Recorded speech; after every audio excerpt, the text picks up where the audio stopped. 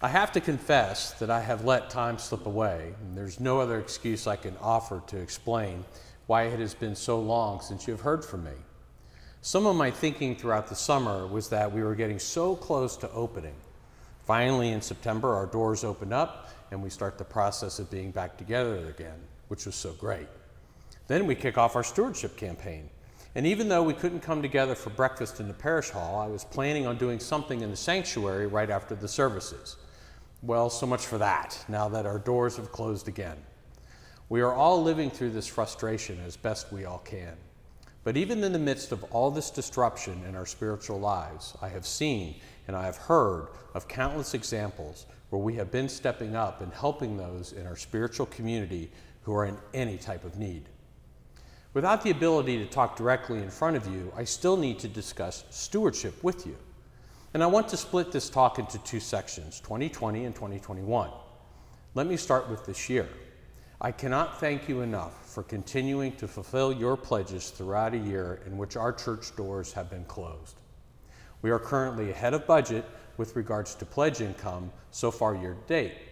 And this speaks to the love we all have for St. Thomas and its recognition of what a thriving congregation and church that we are. Not knowing when we will open back up, if your family is able, please continue to send your pledges in. If all of this year's pledges are fulfilled, we are on track to finish the year with a balanced budget.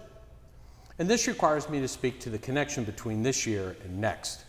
There's a specific reason why we are on track this year to have a balanced budget, even with substantial costs we have incurred because of the cleaning equipment, supplies, and staffing increases we have had to undertake to be in position to open our doors as soon as we are allowed.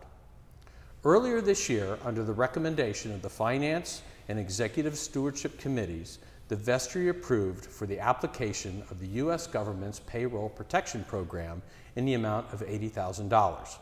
These funds were received and have been used this year towards staffing payroll expenses. This has allowed for funds to be available for the increase in our operating expenses. And this sets up for what I referenced in the letter I sent to you to kick off the 2021 stewardship campaign. We cannot and will not make the assumption that another relief program will be available to us for next year. And this is the reason I asked for your discernment to increase your family's pledge for next year. The incremental increase in our operating expenses because of the pandemic will continue through next year. The staffing levels required to execute the cleaning and disinfection throughout the church during the week and between services are substantial and are a requirement in order to keep our building open and to hold services. I fully understand that at a time where all of our lives have some level of uncertainty, there is a level of discomfort when discussing finances, particularly having to discuss a potential budget shortfall. All I ask is for your prayerful discernment with regards to your 2021 stewardship pledge. Please do not hesitate to contact me if you have any questions or concerns about our budget or any aspect of the church finances. Once again, I thank you for your generosity and support of St. Thomas. I wish the very best for your family, and I will see you soon. Thank you, and God bless.